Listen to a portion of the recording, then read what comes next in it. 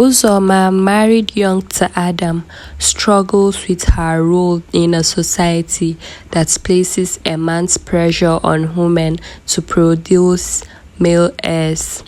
Adam's mother, also known as Mama Chica, often criticizes Uzoma, adding to her stress. One day, Uzoma glanced out the window, her heart heavy with dread. The neighbors were visiting again, and their constant questions about when she will finally give Adam a son grated on her soul. Adam, sitting stiffly across from her, said nothing but drummed his fingers on the armrest of his chair. "Maybe next year," Uzoma marbled, forcing a smile. Her mother-in-law, Mama Chica, scoffed her disapproving gaze shape as a knife. "Time is ticking, Uzoma.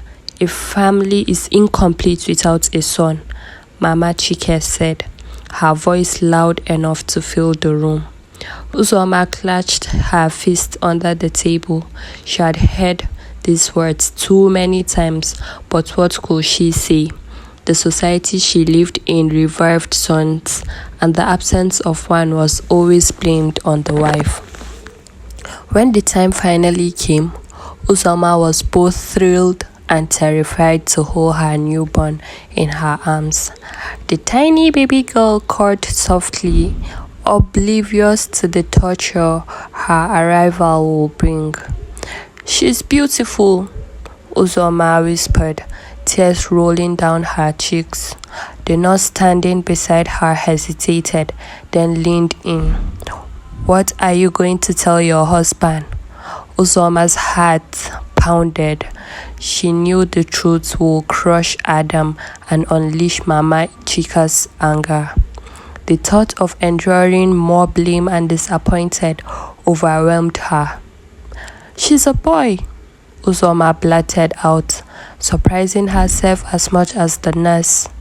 The nurse's eyebrows stood up, but she said nothing, only nodded solemnly. The lie had been born, just like her daughter. Uzoma named her daughter Max and worked tirelessly to raise her as a boy. Oiza, as Uzoma secretly called her, was a curious and kind child, full of life. But as she grew, cracks began to form in the illusion. "Mommy, why can't I wear dresses like you?" Oiza asked one day, clutching a piece of Uzoma's clothing she would found in the closet.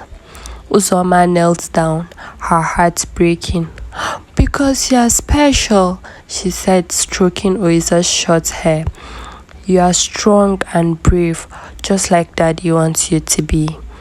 Oiza's bright eyes dimmed a little, but she nodded. Uzoma swallowed her guilt and vowed to keep the secret no matter the cost. Adam was the first to notice the inconsistencies. Max didn't enjoy rough housing with the other boys and often preferred staying close to Uzoma. "Why doesn't he act like the other kids?" Adam asked one evening, his tone laced with suspicion. Uzoma shrugged foreign indifferences. "He's just sensitive. He will grow out of it." Adam grunted but didn't press further for now. At school, Oiza befriended Lisa, a spirited new student who quickly noticed Oiza's uniqueness. "You are different," Lisa said one day as they sat under a tree during lunch. Oiza smiled shyly. "Is that bad?" Lisa shook her head. "No, I like it." But not everyone was as accepting. A bully named Starboy took delight in tormenting Oiza, calling her names and mocking her every chance he got. One day, things escalated. Starboy grabbed at Oiza's shirt during a scuffle, nearly exposing her secret. Uzoma rushed to the school that afternoon, her heart pounding. She pulled Oiza into a hug, whispering, "We will figure this out." The tipping point came when Adam stumbled upon a box in the attic filled with baby clothes labeled Oiza. His confusion quickly turned to anger, and he confronted Oiza that night. "You lied to me all these years," Adam shouted, holding up the clothes. Uzoma broke down, tears streaming down her face. "I did it for you. For us, you wouldn't have accepted her." Oiza, overhearing the argument, locked herself in her room, her world crashing down around her. "Can we start over?" Oiza hesitated, then nodded. It would take time, but they could heal. Adam left the house for several weeks, unable to process the truth. During his absence, Oiza began exploring her real identity with Lisa's support. She grew her hair out and started wearing dresses in secret, finding solace in the small acts of self-expression. When Adam finally returned, his demeanor was different. Softer, humbled, he sat down with Oiza and Uzoma, his voice trembling. "I've been wronged.